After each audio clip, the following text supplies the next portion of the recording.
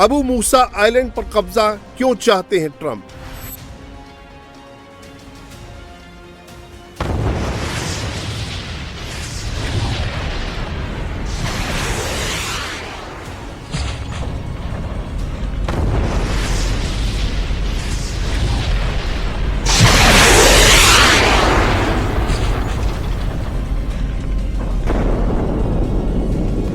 Trump का middle east में अगला स्टेप क्या होगा, इस पर सबकी नजर है। ट्रंप ने फिलहाल तो ईरान के एनर्जी प्लांट्स पर हमले का प्लान टाल दिया है, लेकिन ट्रंप के दिमाग में जरूर कुछ बड़ी प्लानिंग चल रही है।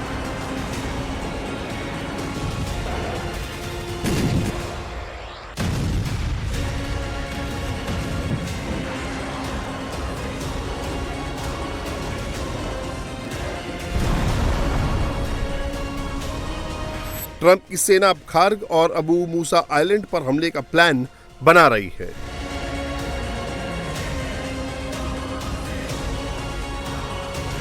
मरीन्स और एयरबोर्न डिवीजन के सैनिकों को मिडिल ईस्ट भेजा जा रहा है।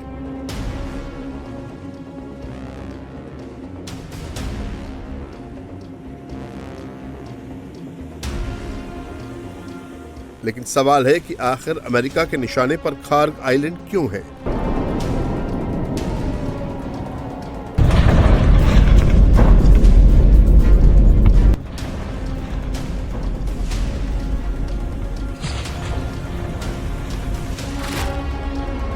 अमेरिका खार्ग द्वीप पर कब्जा करके ईरान पर भारी आर्थिक दबाव बनाने की योजना पर काम कर रहा है, जिसमें वो ईरान को स्ट्रेट ऑफ हॉर्मुज को खोलने पर मजबूर कर सके। अमेरिका खार्ग द्वीप पर सैनिकों को उतारे बिना तटीय नाकाबंदी भी कर सकता है। इससे खार्ग आइलैंड से ऑयल एक्सपोर्ट बंद हो जाएगा। खार्ग आइलैंड की लोकेशन उसे ईरान के लिए सबसे जरूरी बनाती है। इसी के चलते अमेरिका की उस पर नजर है। यह आइलैंड फारस की खाड़ी के नॉर्थ में है। ईरान की जमीन से इसकी दूरी करीब 25 किलोमीटर है। ईरान के बुशहर प्रांत के पास है। आइलैंड बहुत छोटा है और इसकी लंबाई केवल 6 किलोमीटर है। खार्ग आइलैंड ईरान के लिए लाइफलाइन है।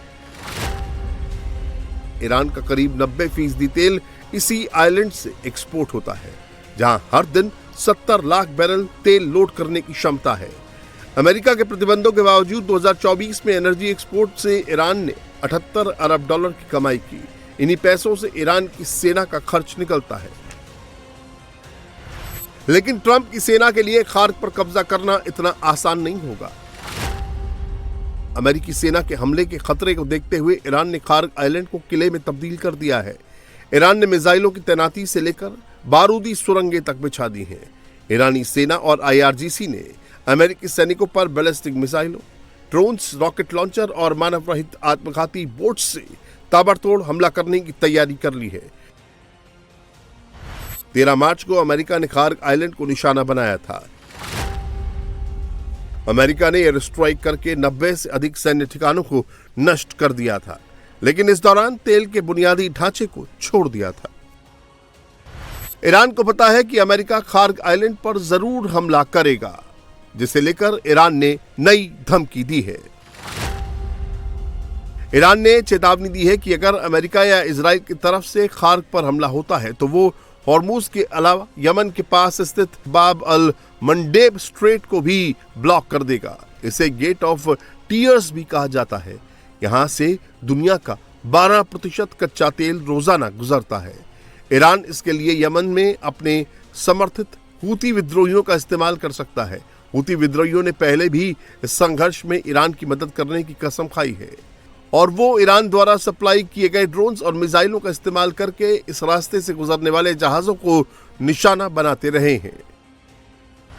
हालांकि ईरान के लिए बाब अल मंडेब स्ट्रेट को ब्लॉक करना इतना आसान नहीं होगा जितना कि हॉर्मुज को बंद करना था। ईरान की सीमा बाब अल मंडेब स्ट्रेट से नहीं लगती है।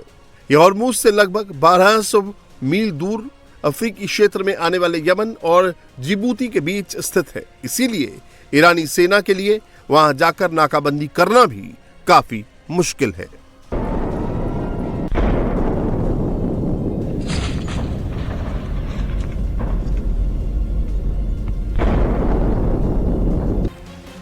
अमेरिका एक और ऑप्शन पर काम कर रहा है। अमेरिका अबू मूसा आइलैंड पर कब्जे की भी कोशिश कर सकता है। अबू मूसा आइलैंड को फारस की खाड़ी का सबसे संवेदनशील इलाका माना जाता है। ये आइलैंड फिलहाल ईरान के कंट्रोल में है, लेकिन यूएई भी इस पर लगातार दावा करता रहा है। अगर लोकेशन की बात करें तो ये ईरान से करीब 68 किलोमीटर साउथ में है और यूएई से करीब 64 किलोमीटर ईस्ट में स्थित है। अबू मूसा भले ही एक छोटा सा आइलैंड हो, लेकिन ये ईरान के लिए बहुत अहम है। अबू मूसा स्ट्रेट ऑफ हॉर्मूज के एंट्री पॉइंट पर है। दुनिया के समुद्री रास्ते से जाने वाला 1/3 तेल इसी रास्ते से गुजरता है। अबू मूसा आइलैंड पर ईरान की सेना मौजूद रहती है, इसीलिए यह आइलैंड और खतरनाक हो जाता है।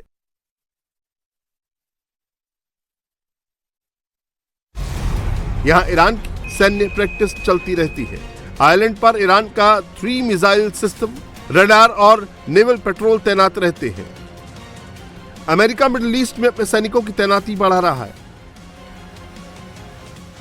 ट्रंप एक तरफ तो ईरान से बातचीत करके समझौते की बात कर रहे हैं, लेकिन वहीं दूसरी तरफ ट्रंप ईरान पर ग्राउंड अटैक की स्ट्रेटेजी पर भी काम कर रहे हैं।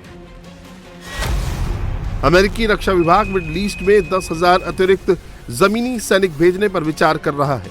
82वीं एयरबोर्न डिवीजन को पहले से ही यहां तैनाती का आदेश मिल चुका है। 40 से 50,000 अमेरिकी सैनिक पहले से ही मिडिल ईस्ट में तैनात हैं। पेंटागन 2 मरीन एक्सपीडिशनरी यूनिट को भी तैनात करने की मंजूरी देने वाला है। अमेरिका ईरान पर स्ट्राइक करके देख चुका है, अपने युद्धपोत तैनात कर चुका है। ट्रंप कई बार धमकी दे चुके हैं, लेकिन ईरान सरेंडर करने को तैयार नहीं है। ऐसे में क्या ये जंग अमेरिका के हाथ से निकल गई है? अयतुल्लाह खामेनी की मौत के बाद लगने लगा था कि जंग कुछ ही दिन में खत्म हो जाएगी, लेकिन ईरान ने इजराइल समेत खाड़ी देशों पर वो पलटवार किया जिसकी किसी को उम्मीद भी नहीं थी।